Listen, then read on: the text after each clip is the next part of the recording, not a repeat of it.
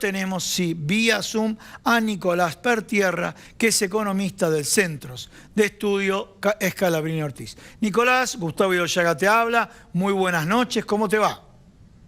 Hola, ¿cómo estás, Gustavo? Muy bien por aquí. Buenas noches, gracias por comunicarse como siempre.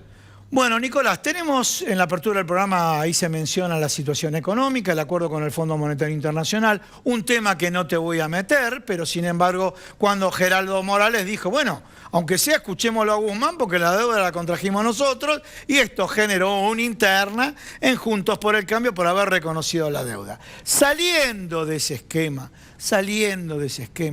¿por qué? Primera pregunta. ¿Por qué tenemos que decirle a la gente? Y un acuerdo tiene que haber, que sea una actitud de no entregar las condiciones económicas a terceros, pero acuerdo tiene que haber. Y te pregunto el por qué, Nicolás. Bueno, básicamente sujeto al acuerdo con el Fondo Monetario, cuando uno negocia con el Fondo Monetario no es solo un organismo, sino que hay países por detrás que son los accionistas del Fondo Monetario, que son los que votan, los que tienen peso en el directorio del Fondo Monetario.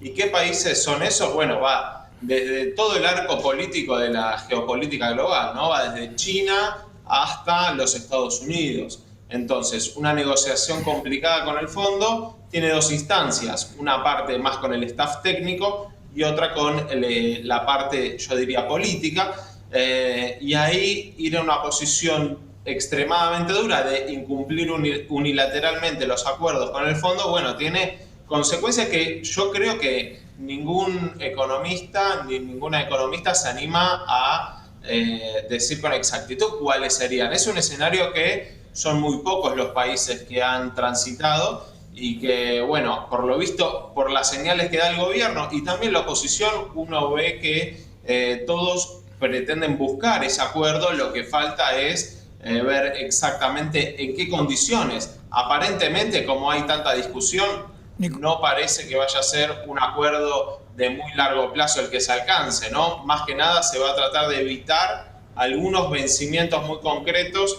que hay en el corto plazo este año. Bien, Nicolás, y veremos qué otras renegociaciones hay. Nicolás, después vamos a desmenuzar el tema del acuerdo y de los plazos de lo que vos estás planteando, ¿no? Cómo ese gran acuerdo puede llegar o no a fraccionarse en microacuerdos estableciendo los plazos. Pero la primera pregunta que te quiero hacer, primer tema dijimos, ¿por qué hay que cerrar con el fondo? Dijiste, vos respondiste, hay varios países, entre ellos está China, le tenemos que agregar Rusia, ¿no es cierto? O sea que... Segundo, bueno, se trata de un organismo que presta plata. El que presta plata quiere cobrarla. Después discutimos a quién se la prestó, ¿no? Pero yo voy a este tema puntualmente. Primera característica, por eso me dirijo un economista, como es el caso de que estuvo acá en Piso, que es el caso de Claudio Lozano, dijo, no hay que pagarle. Pero eso dentro de un marco teórico. Un país que no tiene reservas, ¿puede decidir unilateralmente, total, no te pago? Cuando no tenés reservas, cuando no tenés un background atrás y cuando querés que el país salga adelante con más inversiones, ¿se puede decidir así? Bueno, una cosa es el marco teórico, no acuerdo. ¿Que no acuerden con el fondo? Bueno, yo creo que es una cuestión de analizar los costos, ¿no? Claramente, acordar con el fondo tiene un costo y no acordar con el fondo tiene un costo. Entonces eso es lo que hay que poner en la balanza.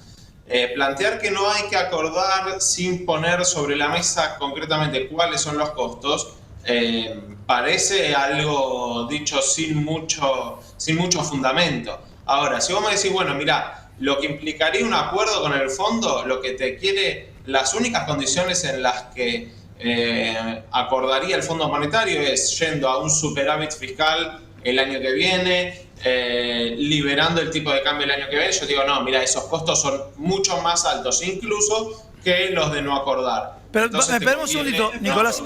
Nicolás, vas a seguir con tu respuesta. Nada más que quiero incorporar a tu respuesta algunos ladrillos más para que sigas con la línea. Tenemos que decirle a la gente que con Ecuador acordó tener déficit hasta creo que 3 o 4 años. Esa era mi interrupción, ese ladrillito que quería colocar a tu explicación. Es que ahí aparece una de las cuestiones centrales en la negociación, ¿no?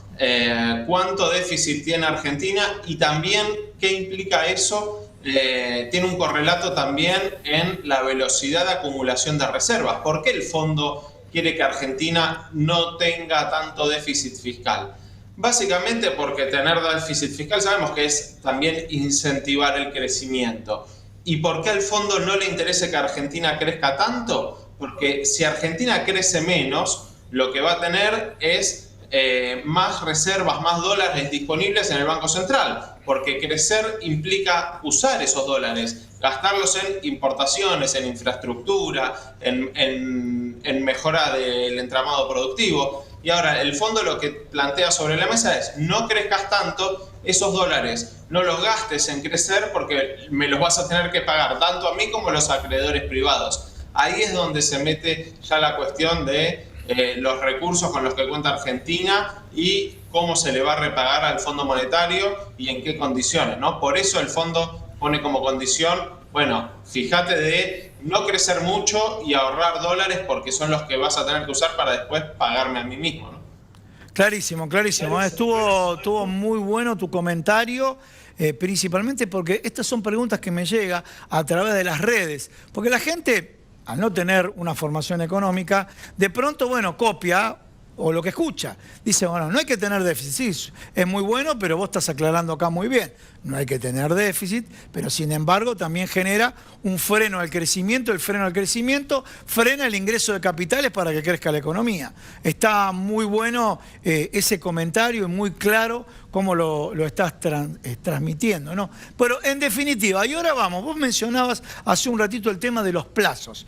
De alguna manera, yo te digo la información que me llega a mí a través de grupos de periodistas o de productores, que bueno, que el socio mayoritario, que es Estados Unidos, está planteando más reparos que el resto de los integrantes del fondo y está atado también este tema al crecimiento. ¿Está vinculado ahí la geopolítica? Sí, absolutamente. Y en términos del funcionamiento del Fondo Monetario, sabemos que este acuerdo tiene que pasar por un entendimiento técnico y después aprobarse en un directorio, digamos. Nada se termina concretando sin que lo apruebe el directorio del Fondo Monetario. Y ahí las decisiones se tienen que tomar por una mayoría del 85% como mínimo para ser aprobadas. No, o casualidad, digamos, Estados Unidos tiene un peso que es un poco mayor al 15%, entre el 16 y el 17%. Y eso lo que le da es un poder de veto en las decisiones del fondo. ¿Qué quiere decir esto? Que si no pone su firma a Estados Unidos, ya con eso no alcanza el 85% que es necesario para aprobar cualquier acuerdo, cualquier financiamiento, ¿no? Entonces esa es la carta que también está jugando Estados Unidos en este momento. Clarísimo, Nicolás. Realmente lo transmitís con un lenguaje muy directo. Bueno, bien. Entonces hicimos el escenario político. Dentro del escenario político hemos mencionado el tema de los plazos. Vos decís que el gobierno, porque ya todos los medios dicen que está de alguna manera moviendo todos los hilos, de hecho un viaje de Santiago Cafiero que va a estar en Estados Unidos. Vos estás hablando de los plazos. ¿Qué es lo que está buscando? Ir acordando por partes dentro de este acuerdo para no cerrar en su totalidad lo macro. Bueno, me parece que el escenario ahora queda, si volvemos a cómo viene planteando Argentina la negociación, lo primero que puso sobre la mesa es la necesidad de apartarse de ese acuerdo preestablecido del fondo, de ese convenio donde ya tiene unas pautas para todos los países, digamos, ¿no? Dice, bueno, este tipo de programas tienen un plazo total de 10 años y lo que plantea Argentina desde un inicio es, miren, a nosotros nos dieron un crédito tan extraordinario, tanto más grande que los otros créditos que habitualmente le dan a los países, que necesitamos un plazo mayor para devolverlo, no nos alcanza con 10 años. El fondo fue muy enfático en no apartarse de esos 10 años, ¿no? Y ahora ya estamos en una situación, yo diría, a la inversa de eso todavía. ¿Por qué? Porque incluso esos 10 años estaba claro que iba a ser muy difícil de hacer un programa cumplible que implicara un pago en solo 10 años. Entonces se empezó a tensar la negociación y entonces ¿qué solución aparece? Bueno, acuerdos por ahí más de corto plazo, donde no esté todo un programa de acá a los próximos 10 o 20 años que sea una solución definitiva al problema de la deuda, sino que también está la posibilidad, y en esto le puede servir en parte al fondo y también en parte a la Argentina para salir del apuro. Al fondo, ¿por qué le sirve este esquema de microacuerdos, como dijiste al principio, ¿no? Básicamente porque le garantiza que tiene a la Argentina sentado en la mesa de negociación constantemente.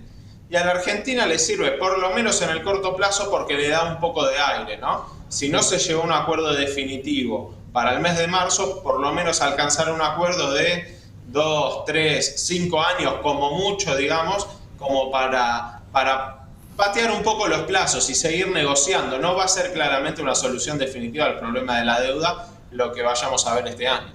Clarísimo lo que has planteado, Nicolás. Bueno, cerramos con este tema, si te parece. El tema de control de precios, renovación de, lo vamos a llamar precios cuidados, pero bueno, contanos el objetivo de lo que busca el gobierno a través de estos precios de referencia de estos 1.300 productos.